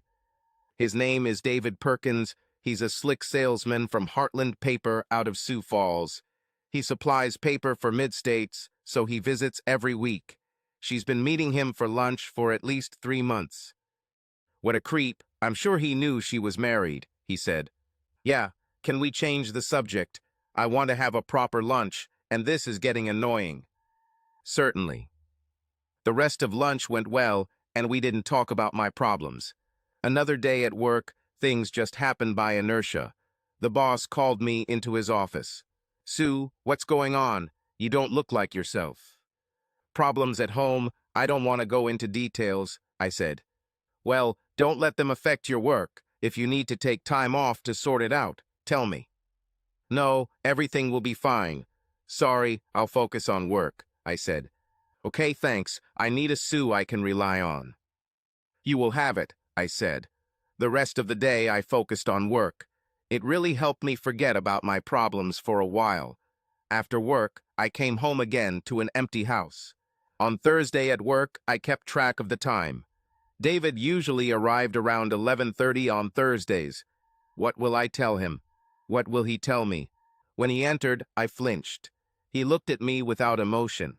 He came to see my boss, which was fine. He was discussing the weekly order and future needs. When he walked out and closed the door, he looked at me and said, "I can't believe you just left like that." Quiet, not so loud. "Why don't you want someone to find out? Have you made peace with your husband?" "Let's not talk about it here. I'll meet you for lunch and we'll talk about it," I said quietly. I didn't want the boss or anyone else to suspect anything. I'll meet him for lunch and tell him it was all a mistake, that we shouldn't have done it. "Okay, I'll see you at our usual place. I guess you'll drive yourself." "Yes, I'll be there." At noon I left and drove to Minerva's. He was already sitting in a booth. When I approached, he smiled and said, "Have a seat." I sat down and said, "David, I'm sorry about last weekend. It was a mistake. I shouldn't have agreed." "So you didn't like it? You didn't enjoy it?" "Yes, it was nice," I said, remembering the attention and care he gave me. So what do you regret? It was a mistake. I'm a married woman. This could cost me my marriage. You said it yourself. You're more like roommates. It's not like you're missing out on much. Well, I have to try to fix it. So I'm left in the middle of a weekend. I paid over $404 and you're sorry. I looked at him. I haven't seen this side of him before. Did he want me to return the money for the room? Don't look at me like that, he said. You knew exactly why we went there. I was expecting a whole weekend of sex with you. And I thought you wanted to spend time with me, not just have sex, I said, getting up and starting to leave. Stupid bitch, he shouted. I hope he actually divorces you. I turned and looked at him with hatred, then walked out. Men, all they want is sex, I said as I approached the Yukon. I went back to work, pulled myself together, and finished the day trying to focus on work. I got a call from a private investigator. He said that my wife met this asshole for lunch, but it didn't last long. They had a fight, and she left. It won't change anything in the long run, but it made me feel better. Maybe she really regrets her decision. That evening, I finally received a call from Rachel. Hey, Mom, did you call? Yes, why did it take you so long to call back? Julia called me and told me why Dad was divorcing you. How could you? I know you were unhappy, but why didn't you just ask for a divorce? I wasn't unhappy. I don't want a divorce. It's a weird way to try to save a marriage. I don't blame Dad. I hope it was worth it. Oh God, Rachel, you have to help me fix this. I know he'll listen to you. No, Mom, you're on your own. I was left alone, sitting in an empty house, trying to figure out how to correct my mistake. Every day, the situation seemed more and more hopeless. My day off was spent looking for an apartment. On Sunday afternoon, I found one that suited me. It was a 2-room apartment in case the children wanted to stay. My weekend was spent looking around the house, remembering all the good times we had, all the Christmases, Easter, birthdays, and Thanksgiving. Thanksgiving was just a couple of weeks away. Will we be together for this? Will there be anything to be grateful for? I decided that I would gather all the children. I called everyone. Rachel and Julia agreed when I said I would invite Dad and ask them to ask him to come too for the sake of the family. Glenn was harder to convince, but with Janie in the background, he finally said yes. Now I had to do everything possible to make sure this dinner brought back all the good memories. On Tuesday, I received an invitation by mail. It was from Sue. She invited me to Thanksgiving dinner at our house. I threw away the invitation. The only thing I was grateful for this year was that I finally made the decision to stop this farce. Over the next 2 weeks, I moved into my apartment, bought furniture on Craigslist, and made myself a cozy new home. I also received a reluctant call from Rachel, who said her mom had asked her to invite me to Thanksgiving. She understood when I refused. Glenn understood too when I gave him the same answer. However, Julia begged me to reconsider my decision, and although it was difficult to refuse her, I did it. Luckily, Janie didn't call. She probably got the hint last time. The Monday before Thanksgiving, I was walking out to my car after work when I saw Sue's Yukon parked nearby. She came out when I approached. She was well-dressed and looked attractive. Kurt, I said with the kindest smile and softest voice. What do you need, Sue? I asked sharply. I haven't received a response to my invitation to Thanksgiving dinner. I would really appreciate it if you could come. The kids would enjoy it too. I hoped that he would not be able to refuse a personal request, especially if I mentioned children. I threw it away the same day I got it, I told her, hoping she'd get the hint. Well, I hope you've thought about it and reconsidered for the sake of the family. I tried to keep his attention on the children. I already told the kids no when you asked them to call me. They know I won't come. Why don't you invite your lover instead? I'm sure he won't go to his ex-wife since she's married again. Oh, maybe he's going to one of his other sluts. You know that he has 3 other women in mind, and 2 of them are also married. He apparently likes to seduce married women. What is he telling me? David has 3 other women besides me, and 2 of them are married. He's not my lover. I haven't spoken to him much since that weekend. I could tell from the look on her face that she didn't know about the other women. The money spent on a private detective was worth that look on her face. Yeah, I heard you had a fight when you went to lunch with him next week. I can see by your face that he didn't tell you about his other women. Oh, Kurt, can't we just get through this? I'll never do anything like that again. Go through this to go back to a meaningless, celibate marriage. No thank you. If you want sex, I can give it to you. You can make love to me as often as you want. I had to overcome his objections. Sue, I can't make love to you because I don't love you anymore. I wouldn't touch you because I'm afraid of contracting a sexually transmitted disease. I'm sure you weren't worried about pregnancy anymore, so you didn't force him to use a condom. If you haven't already, you should get tested for your own good. Oh damn, I thought. I didn't force him to use a condom, and Kurt is right, because I knew I couldn't get pregnant. I really need to get checked. I made a mental note to see a doctor. I'm sure Kurt is telling the truth. He probably does have other women besides me. I'm such a fool. You haven't thought about that, have you, Sue? I told her. It's over, if you haven't already. Find a lawyer and sign the papers. I'll get a lawyer and fight Kurt. I know we can go back to the way things were. You'll see. Well, at least we've made progress. She's going to get a lawyer. It was long overdue. I got in the car and drove away while she stood there begging me to talk to her. He left, and we didn't allow anything. Damn, I wish we could discuss this. I got into the Yukon and drove home, crying the whole way. On Tuesday at work, I noticed that my boss was on edge. He said he had a meeting with the president and vice president, which didn't sound good.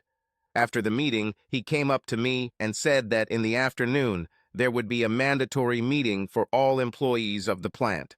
At 2:00, we filled the dining room. The president was there and started the meeting by telling everyone that we would have Friday off, as well as Thanksgiving. Many faces beamed with joy for the 4-day weekend. Then he told us the bad news. Actually, he said, you will have every Friday off for the foreseeable future. We have lost a major client and will be limiting everyone to 32 hours a week, Monday through Thursday. You will all keep your benefits, but we will have to tighten our belts until we find new clients to make up for the deficit. The mood instantly turned from joyful to gloomy.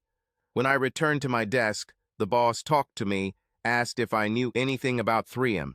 No, I don't know anything. Is this our lost client? Yes, and he makes up the majority of our sales. We will either bring him back or find new clients, otherwise we will have to reduce staff. At the moment, all employees except salaried employees are limited to 32 hours. I couldn't believe it. Kurt did it out of revenge. Dozens of families will be affected by this, and this is a month before Christmas.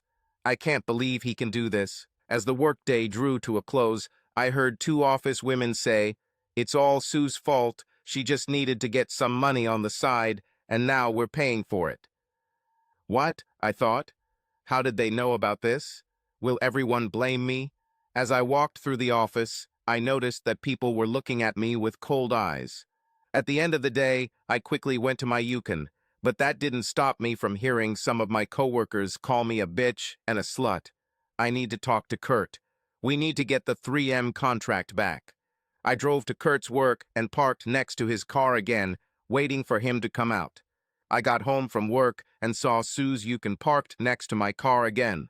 I'm sure she'll try to get me to come to Thanksgiving dinner again. It will not happen.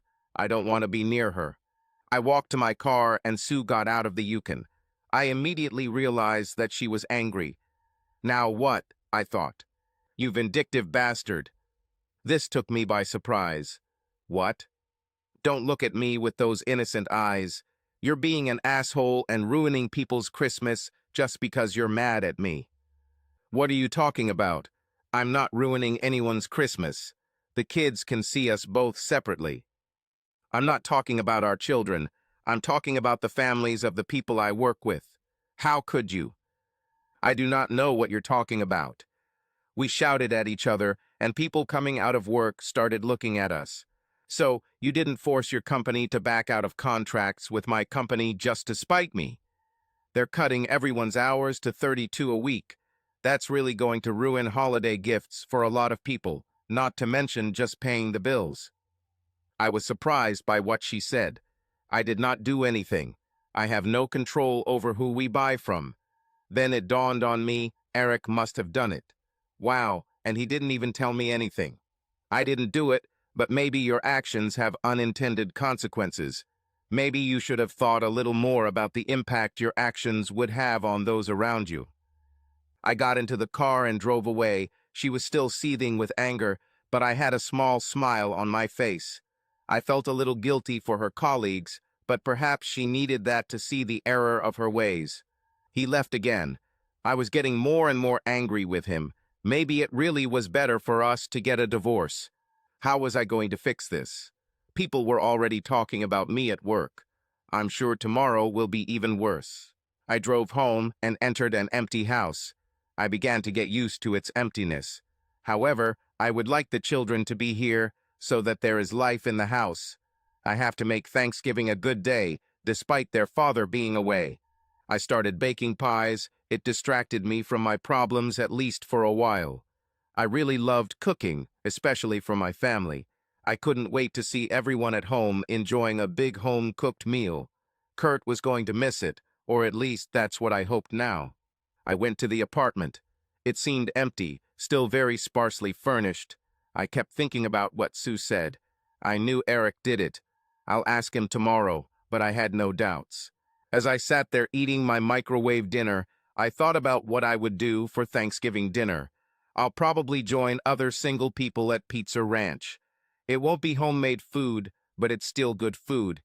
On Wednesday at work, the first thing I did was find Eric. Hey, Eric, my wife came to see me when I was leaving work yesterday. Yeah, I heard you had an argument in the parking lot. What was it about? I think you know. Did you take our business away from Mid-States Printing? Yes, I received a quote from Quality Quick Print, and they will save us about 2% on printing costs. I have also changed paper and board supplier to Kohl's Paper in Fargo. This will save us 3%.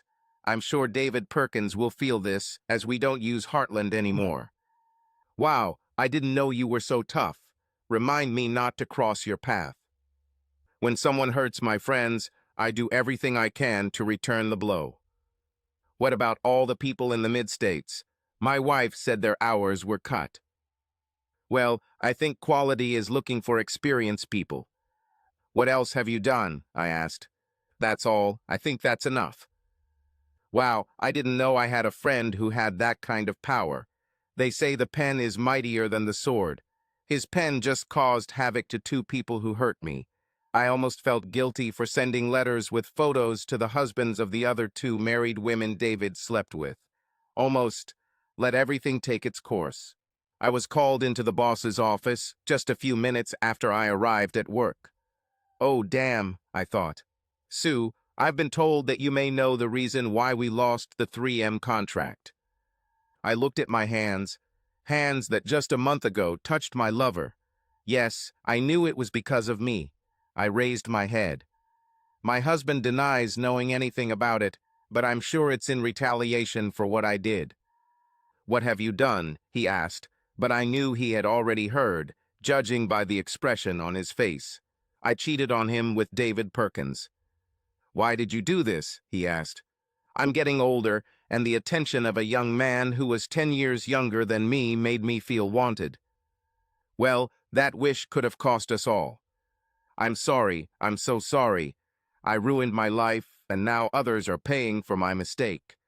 I've been apologizing more lately than I have in my entire life. You know the rumors have already spread around the office. It won't be easy for you. I know, I've heard some before, I told him. You've been working for me for almost 15 years, so I know how you work. I don't approve of what you did, but I won't punish you for it either. However, I can't stop others from expressing their feelings for you. I won't tolerate offensive language, but I'll leave it at that. Thanks, I'll do my best to try and fix it. I promised him.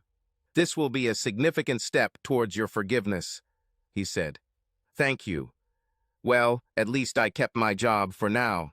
When I returned to my desk, I felt judgmental eyes on me. I did my job better than I have in years. I needed to show my boss that I was worth keeping. Around 11 I received a call from David. "I can't believe you did that," I heard when I answered the call. "Did what?" I asked. "You made your husband take revenge on me." "What are you talking about?" "He works for 3M, right?" "Yes, and what does that have to do with it?" "His company just dropped us as a supplier. It's a big blow to my sales and commission. They've also stopped working with us as a print shop, so you're not the only one suffering. Our hours have been cut to 32 a week. I heard you'll probably give up on us too. I regret ever meeting you." "It's your fault.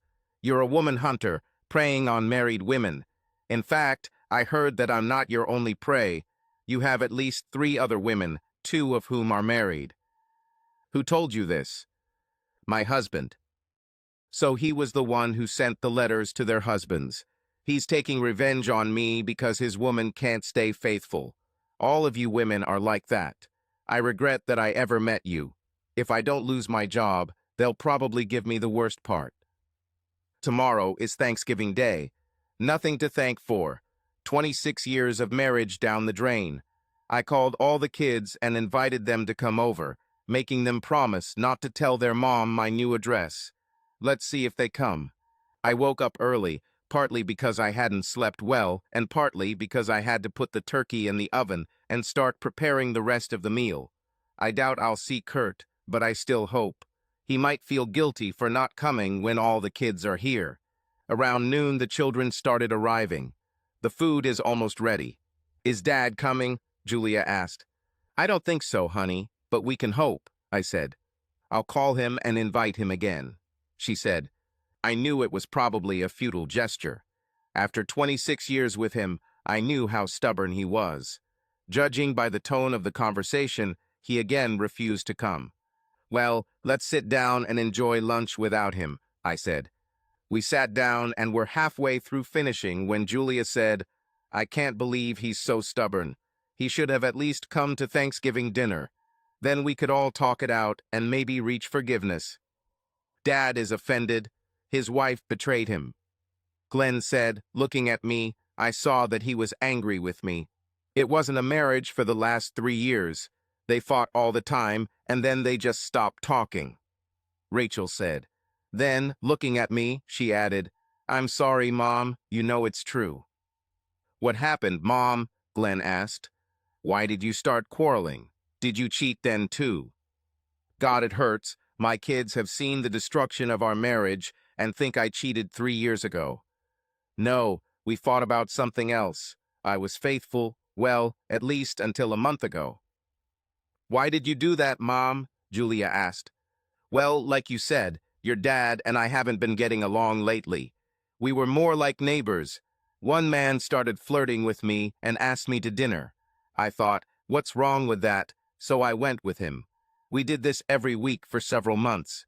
Well, one thing led to another, and we slept together," I said, trying to avoid eye contact with them.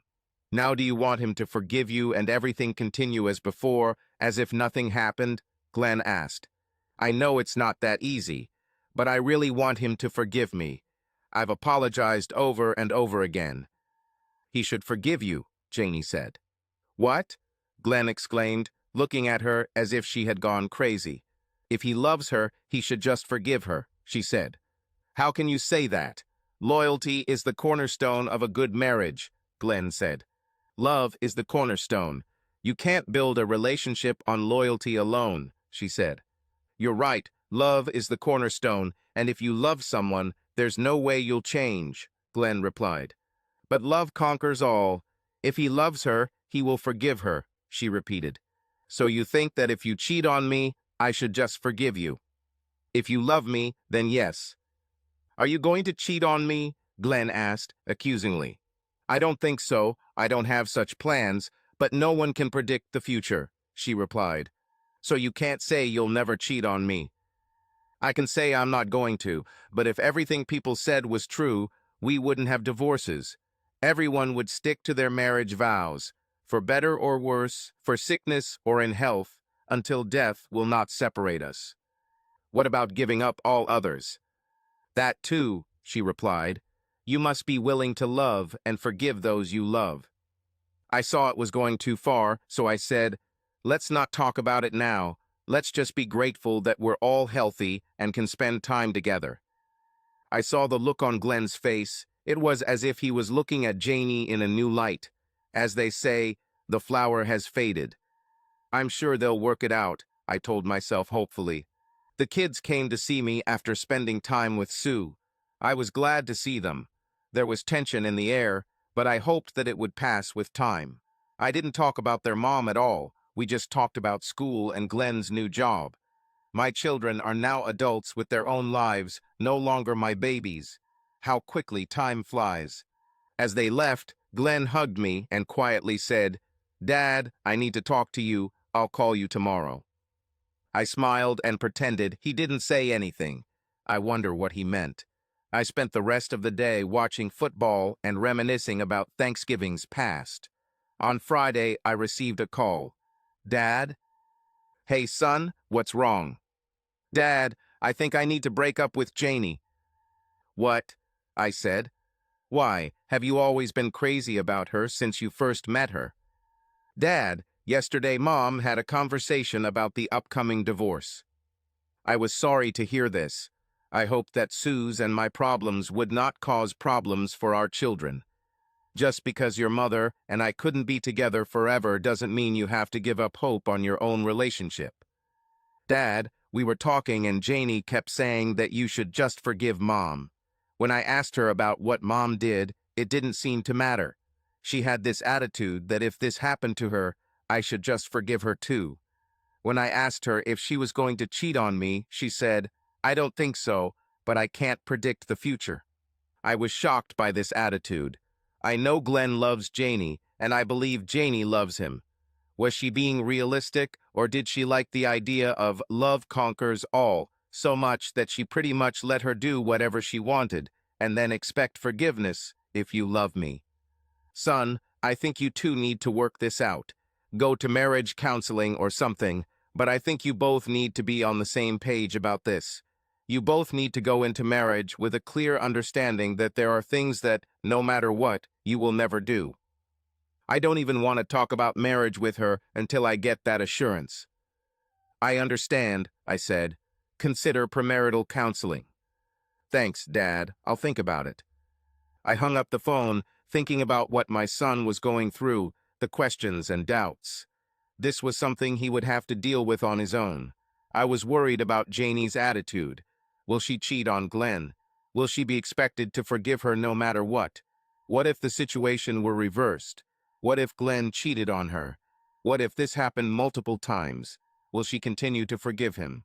It's a slippery slope if you don't have clearly defined acceptable behavior patterns and complete commitment to each other. The next week, I decided that I needed to see a lawyer. I explained my situation to him. I said that I want to fight for marriage. He assured me that at least we could get mandatory marriage counseling through the courts. When I left the office, I felt better, thinking about the future. Whether we stay married or not, I will have the opportunity to speak up and be heard. My lawyer, Sue, has found a lawyer and wants to go to marriage counseling to try to save the marriage. My lawyer said the judge will probably order it, so it's best to start now to shorten the time until the divorce is final. I was able to talk Kurt into marriage counseling. We are meeting today. I hope we can solve our problems and move on. I know this won't happen in one session, but maybe over time we can fix it. I walked into the counselor's office to walk through it. It may only take 1 or 2 sessions for the counselor to decide that the marriage is irreparable. The consultant is a woman, so she will probably side with Sue. I just need to stick it out and let her know that the relationship was doomed even before she cheated. This was just the last straw. The counselor asked me to tell her why I wanted a divorce. We grew apart, and I don't think the damage that was done can ever be undone. What kind of damage exactly? She asked. Trust. I don't think I can ever trust her again. Communication. We haven't really talked in years. Love. I lost love for her. Dedicated and faithful, she devoted her time, effort, and emotions to another man and had sex with him repeatedly. "What do you think caused all this?" she asked. "What was the root cause?" I would say it all started when she rejected my love and intimacy. In short, she deprived me of any sexual intimacy. Sue, do you want to answer? First of all, I still love Kurt. I know the last few years haven't been the best. Why? She asked. I've lost all interest in sex. I don't need it or want it. Sue said. It's physiological. Have you gone through menopause? Yes, I just didn't have any desire. Have you spoken to your doctor? Has he prescribed you hormone replacement therapy? I didn't want to take any medication, Sue said. Why? I don't like taking chemicals. Have you discussed this with Kurt? She asked. Yes, but he didn't want to understand my point of view. He just wanted sex. Kurt, did she tell you about her concerns? Yes, and I told her that there are other ways to deal with it other than giving up sex entirely. What ways? She asked. I tried to do everything I could to turn her on. I tried, but she pushed me away. I take it the quarrels started around this time. Yeah, she wasn't ready to even try, I said. How did this affect you? She asked. It seemed like she didn't love me or didn't want me anymore, or if she did, she wasn't ready to do anything for me or for our relationship. Sue, you said you loved Kurt. Why couldn't you meet his needs and desires? I had no interest, and his attempts to cajole me, pester me, and even beg made me angry.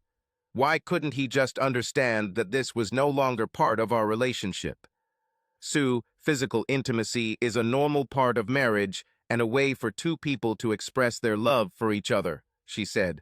It's just sex, it's not love. Love is much more than that, Sue replied. Yes, love is much more than that, but intimacy is part of a relationship, she said. Kurt, tell me what you were doing and what was going on in your head at that time, she said. Well, after months of no sex or intimacy, I decided to stop initiating and wait for her to take the initiative. I thought maybe on special occasions she'd want to be intimate.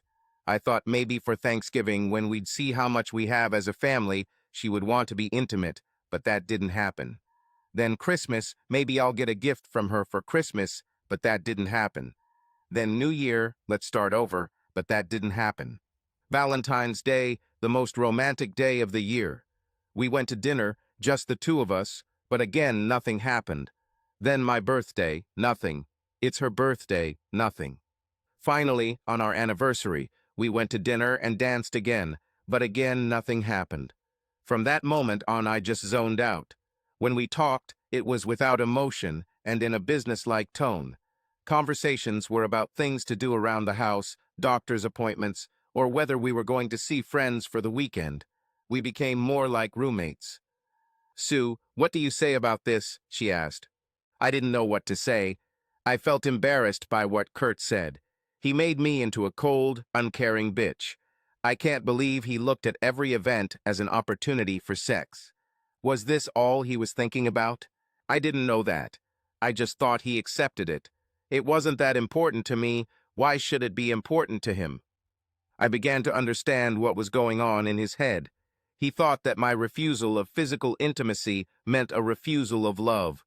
This was not the case. That doesn't mean I stopped loving you, I said, looking at him. Bullshit, Sue, Kurt said. You haven't shown me love in years. You even gave another man what you didn't give me.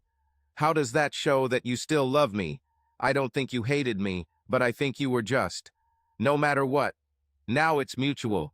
I don't care what you do, and I will find someone who makes me happy and who I can make happy. She will show me how happy she is every day, and we will enjoy physical intimacy with each other, even when we don't particularly want it. We will do it for each other, unselfishly, so that each of us gets what he needs. This is the type of woman I will be looking for once this divorce is finalized. I want to continue my life to find this woman. With these words, Kurt got up from his chair and left the office. The consultant and I talked for some more time, but my mind was not there. I gradually realized that Kurt no longer saw me in his life. He wants to find someone else to be happy with because he was unhappy with me. I hurt him badly. In fact, in a way, I humiliated him. I didn't have sex with him, but I did have sex with another man, a younger one. In the animal world, a young male replaces an old one. They didn't fight for me, and he lost. He was just replaced. I returned home and sat down in an empty house, alone with my thoughts. I didn't feel like cooking dinner, so I just ordered pizza from Domino's.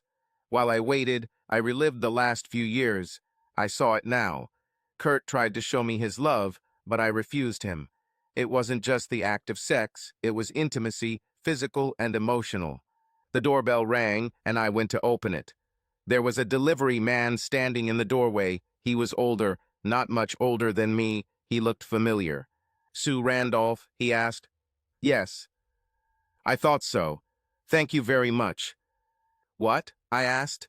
"Because you had fun, we all had to suffer, and now I'm working this crappy job to make up the difference."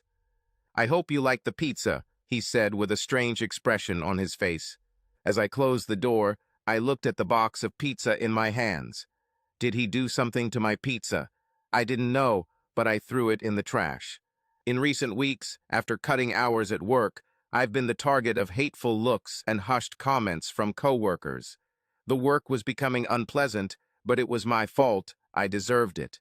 This meeting did not go as I expected. At least I was able to voice my opinion. This will likely result in a protracted series of counseling sessions. Well, at least I got some satisfaction. I went to the apartment and sat there alone. I would be alone until the divorce was finalized, and then I promised myself to do exactly what I said and find someone who made me happy and who I could make happy in return. While I was sitting complaining about my fate, the phone rang. This must be Sue calling to yell at me about what happened in the counseling session. I looked at the display. It was Glenn. I smiled at the unexpected call. "Hey, Glenn, how are you?" "Hi, Dad," he said in a dead voice. "What's happened?" I asked. "We broke up, Dad. Janie and I broke up." "No, it can't be. You love her so much." "We've been fighting since Thanksgiving. She thinks I'm stupid for expecting her to promise not to do something she doesn't plan to do, but isn't ready to make a promise. I can't go into marriage with that kind of doubt in my head." "Damn it, Sue," I thought. "You not only ruined our marriage, but also our son's potential marriage." "I'm sorry, son. I know you love her. It will take time, but you will find someone you can be completely committed to, and who will be completely committed to you mind, body, and soul." "Thank you, Dad. I hope you find one too." I was sitting watching TV when the bell rang. I thought about not answering, so I let it go to the answering machine. But curiosity got the better of me, and I looked at the display. It was Julia. "Hi, Julia. Thanks for calling. How are you?" "Okay, Mom. How are you?" "It's been better," I said gloomily. "Well, then I don't want to upset you anymore, but—" "What is it, Julia? Speak." "Glenn broke up with Janie." "What? Why?" "She called me recently and told me. He's all on edge because of the cheating. He thinks she's going to cheat on him." "Oh no," I thought. "What have I done?" He even wanted them both to sign a prenuptial agreement, according to which everything except the clothes on the trader would go to the other party. "Oh God," I said quietly. Then I thought, he's just like his dad. If Kurt and I started our relationship these days, he would do the same thing. That was rare in those days. I guess I can be grateful for that. They had a huge row, and he broke up with her. She called me in tears, not understanding why he was so stubborn. I didn't know what to tell her. "Maybe he'll calm down and they can work it out," I said hopefully, but in reality I knew my son wouldn't change his mind. "I give up," I told myself. The next day I called my lawyer.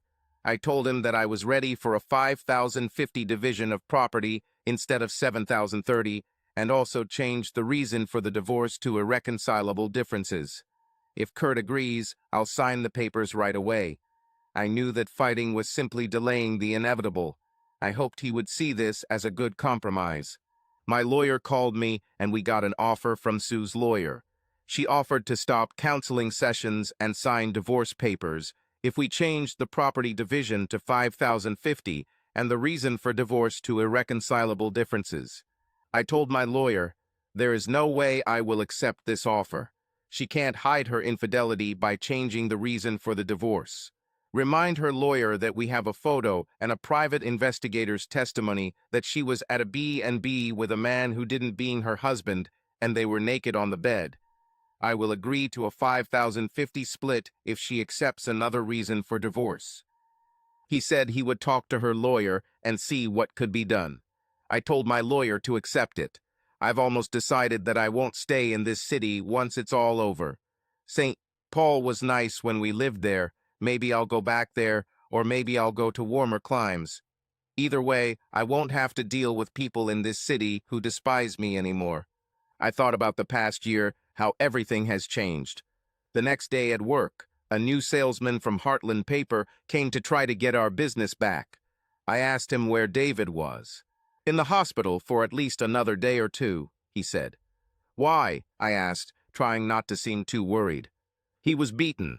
I was assigned to this territory, and he is being transferred to central South Dakota as soon as he is recovered enough to return to work.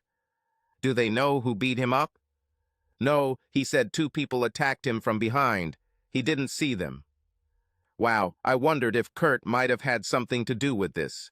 It may have been one of the other husbands, as Kurt told them.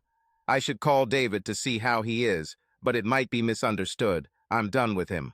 She accepted the offer. Now all we had to do was wait for the trial. Since we both agreed to all the terms in advance, everything should go quickly. I thought about our years together and was still angry about what she did to us. Our family will be different now.